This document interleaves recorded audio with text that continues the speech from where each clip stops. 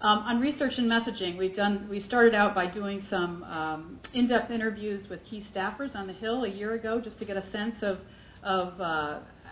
branding, of Head Start and the Child Care Development Block Grant. We did some focus groups this summer in Nashville and Cleveland and Albuquerque, just to get a sense of where we should go with our messaging. And I think there was a feeling that if we just come up with a magic sentence, that'll unlock, it's the keys to the kingdom, and it'll unlock everything. And I think what we realized through that process is that there is no magic sentence around early childhood. It's too complex. There are too many different audiences that respond to different aspects.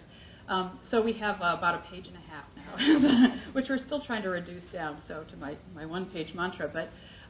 But these are just some examples of what the different pieces that we talk about a lot. One is the science, and this you can see the comparison of the developing brain, and this is the healthy child, a brain scan, and the unhealthy developing brain. And so you can see how the architecture of the brain is really affected by what happens in those earliest years.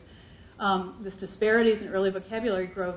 This is the chart that shows that the achievement gap, really the first evidence of the achievement gap, shows up as early as 18 months old in this graph. And I know Diana has corrected me in the past and said, no, it actually can show up earlier than that. So we really do need to start. It makes the case for why we can't just focus all our achievement gap efforts on K through 12, and yet that's where we devote all our resources to it and all our attention.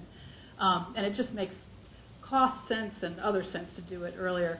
And then this is another intellectual godfather of is Jim Heckman, Nobel laureate economist at the University of Chicago, and he talks about how this is really one of the smartest most cost-effective public investments available, and that investing earlier makes much more sense than investing later. You can spend a lot more later playing catch-up.